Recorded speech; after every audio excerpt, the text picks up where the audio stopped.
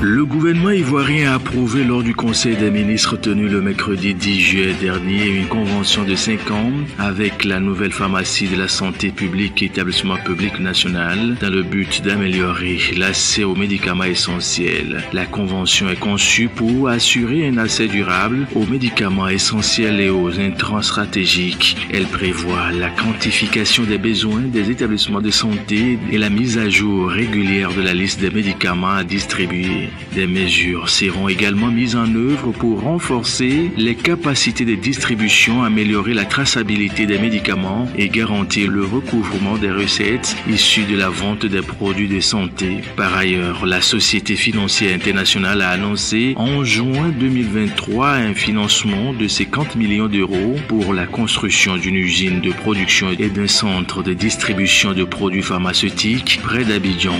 Ce projet, qui deviendra la plus grande usine pharmaceutique de Côte d'Ivoire, aura une capacité de production de 5 milliards de comprimés par an, incluant des médicaments contre le paludisme et des antibiotiques. L'institution américaine de financement du développement international a approuvé un prêt de 99 millions de dollars pour aider à financer le premier projet d'énergie éolienne à grande échelle du Mozambique. La DFC fournira également 80 millions de dollars d'assurance contre les risques politiques à Globelec Africa qui développe la centrale de 120 MW près de Namacha dans le sud du pays, a déclaré le prêteur dans un communiqué du 9 juillet dernier. Au total, elle nécessitera un financement d'environ 268 millions de dollars selon la DFC. Globelec et son partenaire Source Energia sont en train de finaliser le développement du projet qui sera raccordé à la sous-station de Boane par 2 lignes distinctes de 66 kW en plus de la modernisation de la dite sous-station. Actuellement, le taux d'électrification du Mozambique est d'environ 80% selon la Banque mondiale grâce à un mix électrique dominé par l'hydroélectricité à hauteur de 82%.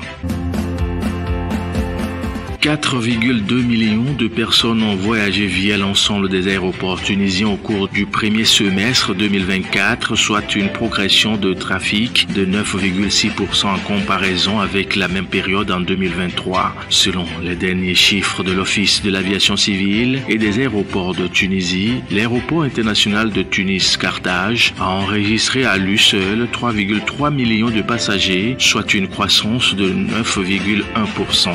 Il est suivi de l'aéroport de Djerba-Zarzi qui a accueilli sur la période 820 000 passagers, soit une progression de 10,2%. Pour le moment, la croissance du trafic aérien reste timide en Tunisie depuis la reprise post-Covid alors que les prévisions annonçaient une hausse des flux de touristes, de quoi stimuler le trafic aéroportuaire. En 2023, le trafic global s'était établi à 8,8 millions de voyageurs pour 75 372 vols enregistrés. En 2022, il était d'environ 8,6 millions de passagers. Le secteur touristique et Tunis Air, la compagnie aérienne nationale, ont été les principaux contributeurs à ces chiffres. Le Soudan du Sud collaborera à la construction d'un oléoduc avec son voisin éthiopien. C'est ce qui ressort des échanges qu'ont eu samedi 6 juillet les gouverneurs et les administrateurs du développement des infrastructures des deux pays. Cette décision a été prise dans le cadre d'un engagement commun à développer des infrastructures alternatives de transport de pétrole, notamment une autoroute reliant l'état du Haut-Nil au Soudan du Sud à la région de Gambela en Éthiopie avec un prolongement menant au port de Djibouti. Les détails concernant la réalisation de ce projet n'ont pas été précisés. Ce dernier devrait cependant permettre la consolidation des relations économiques et commerciales entre les deux États, mais aussi dans la région est-africaine. Par ailleurs, on pourrait y voir une piste de solution de l'exportation de la production pétrolière du Soudan du Sud, entravée depuis plusieurs mois par le conflit au Soudan voisin.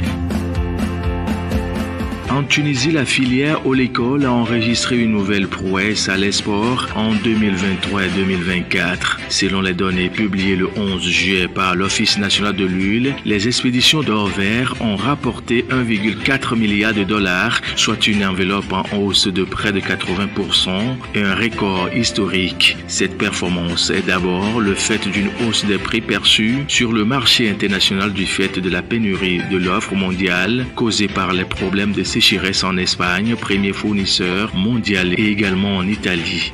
D'après l'ONH, sur la période sous revue, la Tunisie a vendu sa tonne d'huile d'olive en vrac à 8 522 $ contre un prix moyen de 5 187 $ en 2022-2023. Globalement, il faut noter que l'amélioration des prix d'écoulement a permis à la filière de compenser une progression plus modeste du volume expédié d'une campagne à l'autre, le stock passant de 150 827 tonnes à 165 205 tonnes.